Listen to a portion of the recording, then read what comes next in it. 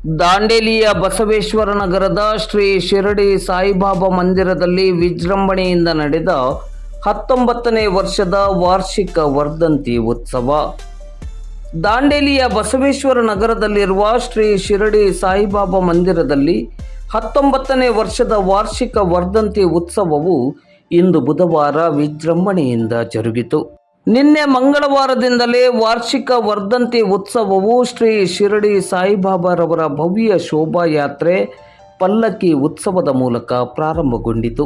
ಇಂದು ಬುಧವಾರ ಬೆಳಗ್ಗಿನಿಂದಲೇ ವಿವಿಧ ಪೂಜಾ ಕಾರ್ಯಕ್ರಮಗಳಾದ ಶ್ರೀ ಸ್ವಾಮಿಗೆ ಕಾಕಡಾರತಿ, ಅಭಿಷೇಕ, ಮಹಾಗಣಪತಿ ಪೂಜೆ, ಮಂಡಲ ದರ್ಶನ ಹಾಗೂ ಶ್ರೀ ಸತ್ಯನಾರಾಯಣ ಪೂಜೆ, ಲೋಕ ಕಲ್ಯಾಣಾರ್ಥವಾಗಿ ಪುರುಷ ಸೂಕ್ತ ಹವನ ಮತ್ತು ಪೂರ್ಣಾಹುತಿ ಕಾರ್ಯಕ್ರಮ ನಡೆಯಿತು.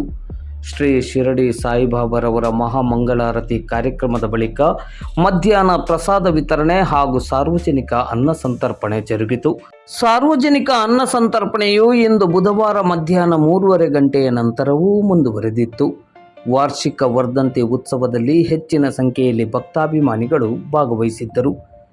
ವರ್ಧಂತಿ ಉತ್ಸವದ ಯಶಸ್ಸಿಗೆ ಶ್ರೀ ಶಿರಡಿ ಸಾಯಿಬಾಬಾ ಮಂದಿರದ ಆಡಳಿತ ಸಮಿತಿಯ ಪದಾಧಿಕಾರಿಗಳು, ಸದಸ್ಯರು ಹಾಗೂ ಸ್ಥಳೀಯ ಭಕ್ತಾಭಿಮಾನಿಗಳು ಶ್ರಮಿಸಿದ್ದರು.